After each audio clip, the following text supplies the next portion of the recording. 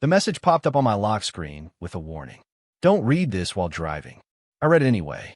My heart stuttered. I didn't even realize I'd slowed down until the car behind me honked. I was still rolling through the green light when Noelle tapped my arm and asked if I was okay. I mumbled something. Maybe tired. Maybe fine. I have no idea. It was supposed to be a normal ride home. Just another evening of her pretending I wasn't invisible while I drove us back from yet another one of her company events. She always sparkled at those things. Hair pinned perfectly, lipstick sharp, every laugh a little too loud, every glance a little too curated. I never fit in with her world, but I showed up. That's what husbands are supposed to do, right? But the message wasn't from a number I recognized. No name, just the words. I know what she did.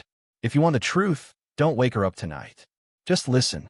I wish I'd thrown the phone out the window right then.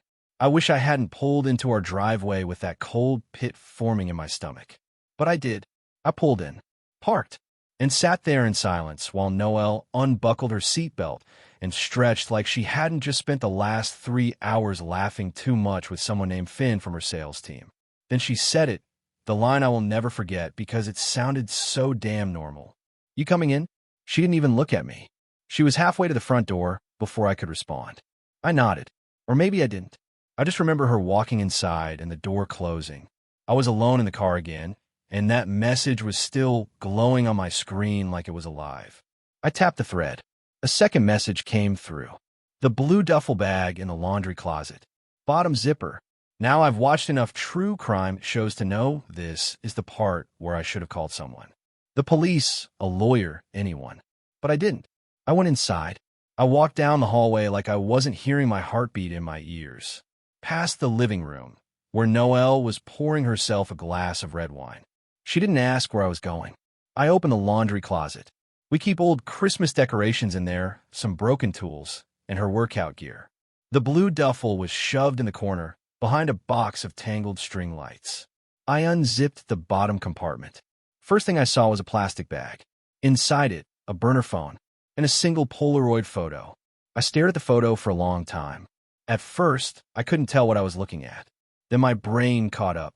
It was Noelle, in our guest room, not alone. The man she was with had his back to the camera, but I recognized the tattoo on his arm.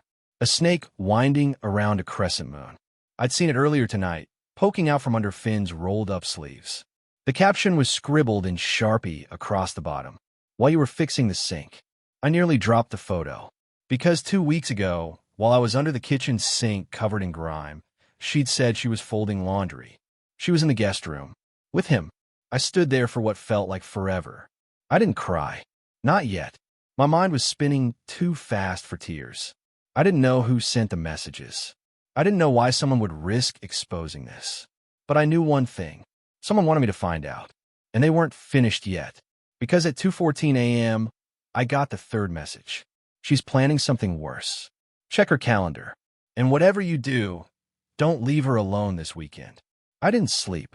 I lay next to her, staring at the ceiling, counting the seconds between each breath she took. Noelle slept like a stone, peaceful, curled toward the window like nothing in her world had shifted. But mine had cracked wide open. That photo, that message, the duffel bag, it all felt like the start of something much darker than I was prepared for. At 5:42 a.m., I got out of bed, quietly, carefully. I walked barefoot to her home office, the place where she took calls and kept her favorite candles and 3 separate mugs full of dried pens she never used. Her laptop was on the desk, still open from yesterday. The screen had gone dark, but I tapped the spacebar. It woke instantly. No password. That was her first mistake. I clicked the calendar icon. At first glance, it looked innocent enough. Appointments, meetings, notes like call mom, and dinner with Deb. But then I noticed a small detail. Some events were marked in a faint, almost invisible shade of gray. Not the usual color she used. Not work blue. Not family green. These were hidden. One was titled Wellness Session, Room 817. Another, Pacific Horizon, 11 p.m. And one coming up this Saturday, simply read, Escape. I clicked it. There was no location listed, no notes, no invitees. Just that one word. Escape. My heart dropped. I leaned back in her chair and it creaked too loud. I froze. Listened. No movement upstairs. She was still asleep. I scrolled backward, looking at past dates. Found wellness session, entries almost every other week. Different times. Same vague titles. I started cross-referencing with our shared calendar. These were the days she told me she had yoga, or hair appointments, or emergency marketing meetings. Lies. Then I saw the folder on her desktop. It was labeled Q4 budget, but when I opened it, there were no spreadsheets. Just a series of documents, PDFs, mostly, and 2 videos. The documents? Hotel invoices. One of them dated 2 nights before our anniversary. Room service orders for 2. Champagne. Chocolate strawberries. A note typed by the hotel concierge. Ms. Dyer, thank you for choosing us again. Again. I clicked on one of the videos. Just long enough to confirm what I feared.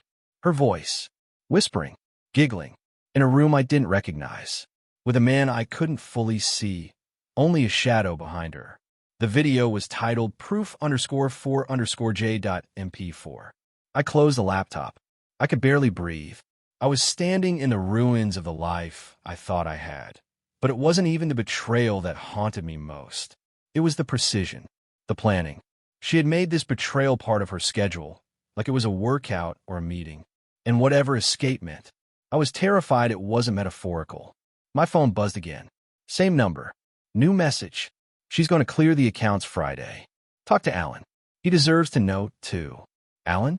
I racked my brain. Who the hell was Alan? Then it clicked. Her boss. Married. 2 kids. Always so polite at company dinners. He once told me he envied how connected Noelle and I were. The irony punched me in the gut. I didn't know what to do. I didn't know who this person was, the one sending me pieces of a puzzle I never asked to solve.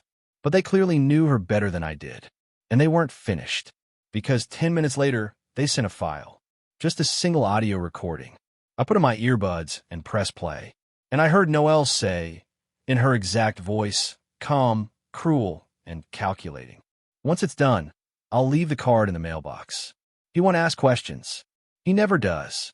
I pulled the earbuds out. My whole body was trembling. She was talking about me. And for the first time in our marriage, I realized she wasn't afraid of getting caught. She was counting on me being too weak to do anything about it. I didn't go to work that day. I called in sick, though I didn't even remember making the call. I just knew I couldn't walk into the office and pretend to function while my entire reality was cracking open like a dropped porcelain plate. Every step I took felt numb. I moved through the house like I didn't live there anymore, like I was just passing through a stranger's perfectly decorated trap. Noelle acted completely normal. Too normal. She wore her white blouse, the one she always wears when she wants to look effortlessly powerful, and kissed my cheek with the same glossed lips that had whispered God knows what into someone else's ear just nights before. I told her I was feeling off. She said she hoped I'd take it easy, and that she'd bring home something sweet. Then she left. That's when I did something I didn't think I was capable of. I opened her car. We keep a spare key in a magnetic box under the porch rail. She never locks her glove box. I've always thought that was careless. But today, it worked in my favor. Inside, there was a receipt from a dry cleaner I didn't recognize and a tiny note tucked into the side panel. A handwritten note. Not to me. Can't stop thinking about last night. I hate pretending. Soon. G. That's all it said. It didn't even have a name. Just an initial. But somehow, it hit harder than any photo, any message, any video. He hates pretending. So do I. By noon, I was outside, crouched beside the mailbox like some desperate idiot in a suburban thriller, wondering what she meant by leaving the card in there. Was it literal? A code? Something worse? It was empty. At 3:47 p.m., I checked again. Still nothing. I don't know how many times I stood by that mailbox, pretending to check for bills just in case any neighbors were watching. Probably half a dozen. I was unraveling. Every hour felt like I was being dared to open my eyes wider, dared to see how much darker the truth really was. Then at 5:12 p.m., I opened the mailbox and saw something tucked into the very back behind the usual grocery flyers. A red greeting card. No envelope. Just folded cardstock with a gold-foiled front that said, "See you soon." I opened it slowly. Inside was a hotel key card. No message. Just the card. And taped underneath it, A Polaroid. Another one. This time, she wasn't hiding. This time, she was looking straight into the camera, wearing the same white blouse she had on that morning. Her fingers were in someone's hair. His face wasn't visible, just the top of his head. But the timestamp at the bottom said 9:48 a.m. That morning, not even 2 hours after kissing me goodbye. I sank down on the front steps. I felt like throwing up. There was a tightness in my chest that made me think something was seriously wrong with my heart. It wasn't just the betrayal anymore. It was the fact that she was so confident I wouldn't notice, that I wouldn't act, that I would just stay broken and obedient like I always had. I was her decoy husband, her placeholder, the guy who watered the plants and fixed the garbage disposal while she hosted someone else in the guest room. But someone else was watching now, and that someone was trying to wake me up, because at 6:03 p.m., I got a new message from the same anonymous number. If you don't walk into room 1218 by 7 o'clock, you'll never get the rest. This is your only chance to hear the truth from her lips. She's expecting someone else. Don't knock. I stared at the screen. Room 1218. It was almost theatrical, absurd, like a trap, like something out of show I never wanted to be in. But deep inside, beneath the shaking hands and the boiling shame, something cold and determined was starting to wake up.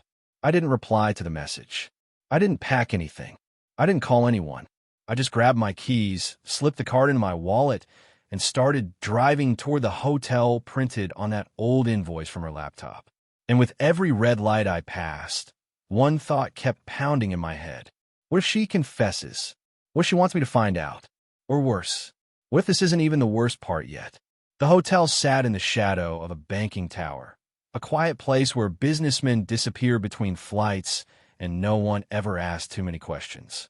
I'd passed it dozens of times without noticing it, but tonight it looked different, like it had been waiting for me. I parked in the far corner of the lot, next to a black SUV that looked suspiciously familiar, but not familiar enough to stop me. My hands were sweating so badly, I had to wipe them on my jeans 3 times before grabbing the key card again. Room 1218, 12th floor.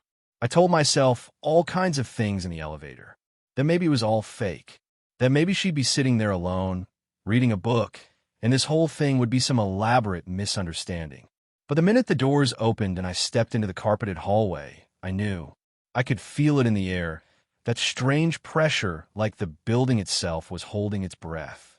Room 1218 was at the far end, facing the city lights. The door was slightly ajar. I didn't knock. I pushed it open slowly, heart pounding so hard I could barely hear my own thoughts. The room was dim, lit only by a single lamp near the window. It smelled like her perfume, like the warm vanilla she always wore when she wanted to impress someone. On the bed was her jacket, carelessly draped like it had been thrown in a rush. A bottle of red wine, half empty, sat next to 2 glasses on the side table. And then I heard it, the shower running. She was here. She was still here. For a second, I froze, just stood there like some cowardly ghost. I had no idea what I was going to say or do. I'd come this far, fueled by rage and betrayal. But standing in a room she'd reserved for someone else, I suddenly felt like I didn't belong in my own life. Then something made me move. On the chair by the desk, I spotted a black leather bag. Not hers, a man's. Inside it, a phone still unlocked. I picked it up without thinking. The messages were open already. Noel, he won't know. He never knows. It's almost funny. Jonas, I want to see the look on his face when it finally clicks. Noel, by then I'll be gone. The transfer will be done by Friday. The transfer? I scrolled faster. The chat was full of phrases that sounded like code, but I knew her too well not to understand what she meant. She wasn't just cheating. She was leaving, preparing. She was building her exit right under my nose. That's when I heard the water stop. I dropped the phone back in the bag and stepped away from the desk just as the bathroom door opened. Steam poured out, and then she appeared. Noelle, wrapped in a hotel towel like she'd done this 1,000 times. Hair wet, skin glowing. She didn't see me right away. She was humming something, a soft, careless tune, and digging through her purse. Then her head turned and her eyes met mine. For a moment, she didn't even flinch. Like part of her expected this, or maybe hoped for it. Then she whispered one word, barely audible. Oh. I wanted to scream, to shout, to demand answers. But all I managed to say was, why? She didn't reply. She stepped back slowly, keeping her eyes on me like I was a wild animal. I wasn't angry anymore. Not really. I was past anger. What I felt now was something colder. Something quiet. Like finally seeing the last puzzle piece fall into place. I know everything, I said. The messages, the photos, the accounts. Still, nothing from her. She sat on the edge of the bed, wrapped in silence and towel, and exhaled slowly. Then I guess there's nothing left to hide. There was. No apologies. No panic. Just a simple, defiant acceptance. I looked around the room again. The wine, the clothes, the second glass of lipstick-stained Cabernet, and realized how many times this had probably happened before. How many hotels, how many names, how many towels left on cheap carpets in dim lighting. And that's when she smiled. Not a kind smile. A small, smug one. Like she was proud of the performance. Like I'd finally caught up to the show she'd been running for months. You think I'm evil, she said. But you didn't ask why. I couldn't even speak. My throat was dry. I planned to tell you eventually, she continued, brushing her hair back. But you were always so fragile. You fall apart over everything. A delayed text. A missed dinner. You get mopey, clingy. You need too much. She stood up and walked toward me, inches from my face. You stopped being a man a long time ago, and you didn't even notice. The words hit like acid. I opened my mouth, but nothing came out. She stepped back and grabbed her wine. Took a sip. You wanted answers. Now you have them. So what now? You gonna cry in the parking lot? Make a scene? I stood there, broken, silent, holding on to nothing but breath. She walked past me, opened the door to the hallway, and without turning around said, "You were always better at staying than leaving. That's why I chose you." And then she left. Not just the room, but something inside me too. I didn't leave right away. I sat on the edge of that hotel bed like I was frozen in time. Her perfume still hung in the air, thick, synthetic, too sweet, mixing with the smell of cheap wine and the faint bite of chlorine drifting from the shower tiles. The towel she'd left behind was still warm. It sat crumpled on the floor like a shed skin. Everything about that moment felt unreal, artificial, like I'd wandered into someone else's script and forgotten my lines. She walked out like that wasn't our marriage burning behind her, like it wasn't 20 years of shared beds and inside jokes and Sunday pancakes just turned to ash. She didn't slam the door. She didn't look back. She didn't even take the damn hotel key. And still, I didn't move. Not until I heard the text tone again. Same number. Same cold, clinical precision. There's a backup account. She didn't use her name. Check the safe at home. Bottom drawer. 6,279. I stared at the screen. My hands are trembling again. That same anonymous ghost, whoever they were, had just led me into a room where my wife confessed more in 3 minutes than she had in 3 years. And now they were still pushing, still pointing me towards something darker. I didn't want to believe it could get worse, but a part of me already knew I hadn't even scratched the surface. I drove home on autopilot. No music, no traffic, just the dull roar of the tires and the echo of her words over and over in my head. You stopped being a man. By the time I reached the house, the sun had dipped below the trees, casting the whole street in that strange blue-gray haze that makes everything look like a dream. I unlocked the front door and stepped into the silence of our living room. No candles, no TV, no evidence that anyone had ever lived there except me. She hadn't come back. That alone told me more than anything else could. I made my way to the office, the room she called hers, but that was technically still under my name on the mortgage. The safe was built into the bottom cabinet of her desk, hidden behind a false panel I didn't even know existed until a few months ago when I accidentally kicked it open during a power outage. The code, 6279. My fingers hesitated over the keypad. I half expected the beeping to wake the whole street, or for some alarm to go off, warning me that I was digging into things no husband should see. But it opened. Inside were 3 envelopes, a flash drive, and a small leather-bound notebook with no title. One of the envelopes was stuffed with foreign currency, euros, pounds, something else I didn't recognize. Another had what looked like a passport, but not her real one. This one was fake. A different name, different photo, but it was her. And the third? A bank statement. For an account under the name D. Rowan, definitely not hers. The balance made my mouth go dry. Nearly $214,000. Recently deposited. And every transaction over the last 2 months had been quiet, precise, and invisible. Micro withdrawals from our joint account. Quiet transfers from old retirement funds. Bits and pieces. Nothing dramatic, nothing flashy. But together, she'd been bleeding me dry right under my nose. And I hadn't seen it. Because I was too busy trying to make her smile. Too busy apologizing for being tired. Too busy wondering what I did wrong when she pulled away. When really, she'd been drawing the blueprints for her exit. I opened the notebook. It wasn't a journal. It was a checklist. A detailed, dated plan of everything she needed to do before what she called Phase 3. Sell the old car. Switch over phone contracts. Reroute mail to a P.O. box in another state. Cancel her name off the utilities. There was even a note to delete his name from Spotify, as if removing me from playlist was as permanent as deleting a life. The final page was blank except for one sentence, underlined in red. When he finds out, let him believe it was just an affair. That was the moment the room started spinning. Not just an affair. This wasn't infidelity. This was erasure. She wasn't just cheating on me. She was trying to delete me. Erase me from a story like I was a typo in a life she no longer wanted. And suddenly, I remembered something I hadn't thought of in weeks. An offhand joke she made one morning while scrolling through her phone. I could vanish tomorrow and no one would find me. At the time, I laughed. Now I knew it wasn't a joke. It was a rehearsal. I didn't leave the office for hours. I just sat there with everything laid out in front of me. The fake passport, the flash drive, the notebook, her checklist of quiet betrayal, and tried to piece together how long I'd been living with a stranger. The wine she pretended to forget in the fridge, the missed calls she explained away, the business trips that never matched her mileage. It all made a kind of sick, horrifying sense now. But something was still off.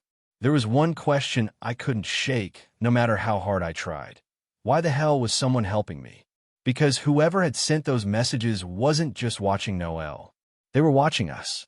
Our house. Our routines. They knew what was hidden in safes and closets and laundry bags. And now that I'd opened Pandora's box, I had a feeling they weren't going to stop. I plugged the flash drive into my laptop. It had only one folder. No password. No encryption. Just a name, Echo. Inside were dozens of files, PDFs, screenshots, surveillance photos. Some of them were of Noelle alone, coming in and out of hotels, getting into ride shares. But others chill me to the bone. Because I was in them too. Walking my car, grabbing coffee, picking up groceries. In some, I looked right at the camera and never even noticed it. There was even one where I was sitting on our porch, barefoot, reading the newspaper, completely unaware that someone had been across the street, taking pictures. Whoever this was, they weren't just some whistleblower. They were tracking me. I started to panic. I pulled out my phone to call someone, anyone, but as soon as I unlocked it, another message came through. You need to see the photo in the upstairs hallway. The one she moved last week. I didn't think. I ran. I took the stairs 2 at a time, heart hammering against my ribs. The hallway upstairs was dark. I flicked on the light, and there was the framed photo of us in Yosemite, taken 3 summers ago. I remember that trip like it was a turning point. She was distant the whole time, glued to her phone, and I chalked it up to stress.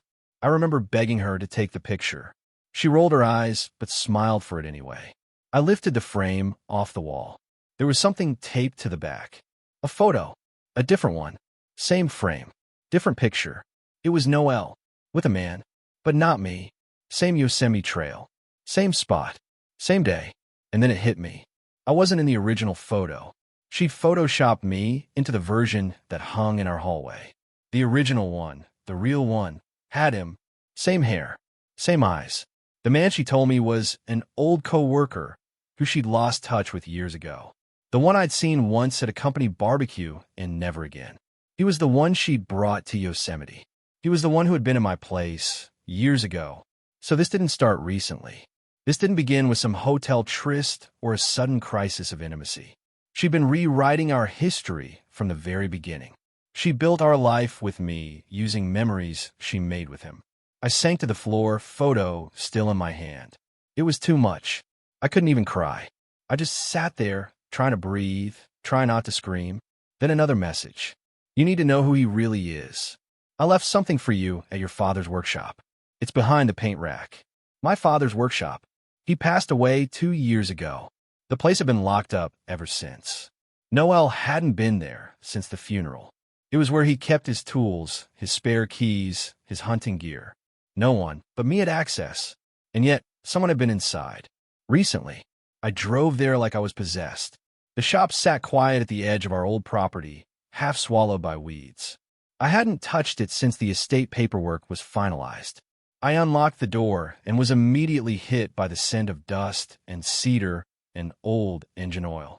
The paint rack was still in the back, covered in a plastic sheet. I pulled it down, shoved aside the dusty cans, and there it was, a manila envelope, labeled in sharp, confident handwriting, the first lie. Inside were 2 things. First, a driver's license for a man named Jonas David Whitmore, and second, a marriage certificate, not ours. The certificate was for Noel and Jonas, dated 3 years before we met. I stagger backward. She was never divorced. She was never mine. The entire marriage was a lie. Legally, emotionally, logistically. She hadn't just cheated. She'd committed fraud. And now, all the bank transfers, the fake passport, the escape plan, it all made a twisted kind of sense. Because in the eyes of the law, I was no one to her. Just a backup. A placeholder. A means to an end. And the man she shared Yosemite with? He wasn't the affair. He was the husband. I didn't drive home right away. I couldn't. I sat in my late father's workshop, surrounded by the scent of old wood and oil, staring at a marriage certificate that had wiped out everything I believed about my life in a single, unforgiving moment. The silence was absolute, like the building itself was holding its breath for what I do next. I kept rereading the names. Noel Dyer and Jonas David Whitmore. Married. 5 years before I met her. And still married. I'd spent over a decade living with a woman who never legally belonged to me. She'd forged everything. Our vows, our future, even a photo on our hallway wall. She had another life, a secret name, and a husband she never let go of. I was just a character in a script she wrote for convenience. I didn't know what to do with that.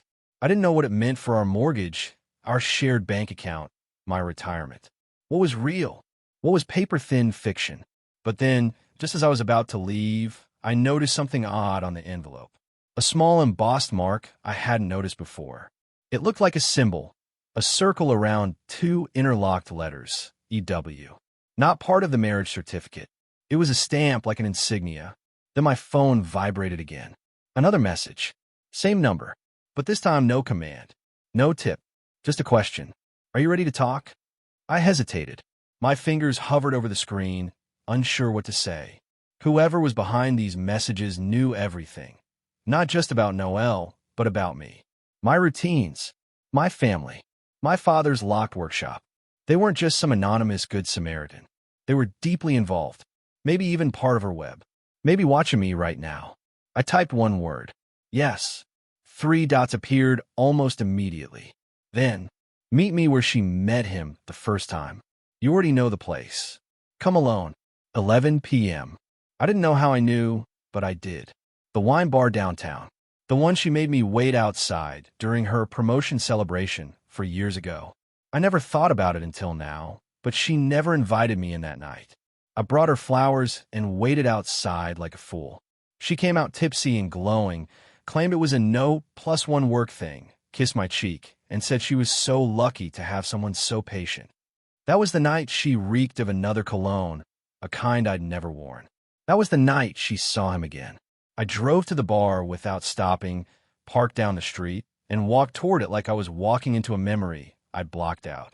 The inside looked the same, brick walls, warm lighting, wine racks from floor to ceiling. At the very back, in a dim booth near the restrooms, someone was waiting for me. A man, mid-40s, scruffy beard, dark hoodie under a jacket, too clean for someone trying to look unnoticed. He didn't stand. He didn't introduce himself. He just gestured for me to sit. I did. He slid a phone across the table toward me. Not his own. A burner. Then he said, calmly, "Play the second video." My throat went dry. I unlocked it. There were only 2 files. I tapped the second one. It was surveillance footage. Noelle. Same white blouse from the hotel. Entering a government building. A courthouse. Alone. Then Jonas appeared. He walked beside her. They entered together. The timestamp? For weeks ago. They were filing something. I couldn't tell what. But what really caught my attention was what happened after. In the hallway, as they waited at the clerk's window, Noelle took off her ring. The one I gave her. She handed it to Jonas. He looked at it, smiled, and dropped it into his coat pocket. Then they both laughed. I nearly dropped the phone. I looked at the man across from me. My voice came out hollow. "Who the hell are you?" He finally spoke. "I work with people who disappear. You're not the first man she's done this to." That stopped me cold. "What do you mean?" I asked, though I already felt the truth tightening in my chest.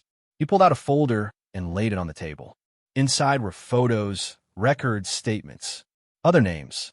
Other faces. At least 3 other men. One in Michigan. One in Oregon. One who died under suspicious circumstances in Colorado. All of them with some version of her. She changes names every few years. Always finds men who are passive, gentle, trusting. She embeds herself.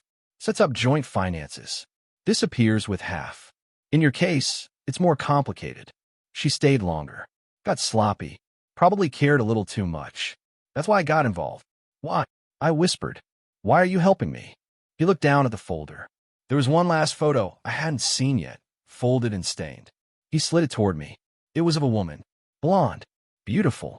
A younger Noelle? No, not quite. "This is my sister," he said quietly. "She looked just like your wife. Because she was her. Or who she pretended to be before she disappeared." I stared at the photo. My mind spinning. "You're saying she used your sister's identity?" He nodded. "She vanished 10 years ago. No record. No trace. Until I saw your wife at a courthouse last year. I've been tracking her ever since." I sat back. Air barely filling my lungs. None of this felt real. "You were married to a ghost," he said. "And that ghost is about to vanish again. But this time, I don't plan on letting her." I didn't know what scared me more. The woman I thought I knew, or the fact that the man across from me might be the only person in the world who truly understood what I was dealing with. We sat in silence for a long time. Me and a stranger who knew my wife better than I ever had. The man who'd been following her moves not out of revenge, but grief for a sister stolen by a woman with 1,000 faces and no roots. There was nothing dramatic in the way he spoke. No hatred in his tone, just exhaustion. The kind that only comes from chasing shadows too long. When I finally asked him what he wanted me to do, his answer was simple. "Don't chase her. Let her run. I've already sent what I have to the authorities. Identity fraud. Financial manipulation. Wire fraud across state lines. She's not invisible anymore. But if you confront her now, she'll twist it. Like she always does." That was the first time I felt a strange, unfamiliar warmth rise in my chest. Not anger, not bitterness, but relief. I didn't have to fight. I didn't have to scream. I didn't have to become someone else just to beat her at her own game. I just had to stop playing it. The next morning, I returned home and walked through the front door like it belonged to me again. Noelle was gone. Her closet was empty, drawers left open, half of the coffee machine missing. She left a note on the kitchen counter, scrawled in handwriting that used to feel familiar. I needed to leave. You wouldn't have understood. She was right, but not in the way she thought. Because I didn't understand her. Not the way I once tried to. I didn't need to. I understood me now. And that was enough. I spent the next few days with lawyers, with detectives, with copies of documents that now formed the true version of my story. I learned that nearly all the money had been traced, thanks to the man from the bar. His evidence had weight. Her pattern was finally visible to the people who needed to see it. The bank froze the remaining accounts. My name was cleared, and a few weeks later, I got a call from a federal investigator. They found her. She tried to board a flight from Montreal using the name Dana Rowan. She was in custody, calm, cooperative, but surprised. She'd smile when they put her in cuffs. I asked if she said anything. The agent paused. She said, "Tell him it wasn't personal. He was just soft enough to work with." That was the last thing I ever heard from her. I didn't go to the trial. I didn't want a final word or some teary goodbye filled with fake apologies. I didn't need closure from her anymore. Because the truth? Closure didn't come from hearing her confess. It came from knowing I survived her without becoming like her. It's been a year now. The house feels like mine again. My mornings are quiet. My thoughts are still healing, but they belong to me. And sometimes when the sun hits the porch just right, I sit out there barefoot with a newspaper, not because I'm waiting for anything, but because I can. She took a lot from me, but not everything. I still have my name, my dignity, and a life she couldn't rewrite. If you're reading this because you've been lied to, manipulated, or made to feel small, know this. You don't have to burn down your life to reclaim it. Sometimes walking away is the loudest thing you can do. And sometimes the one who runs loses everything.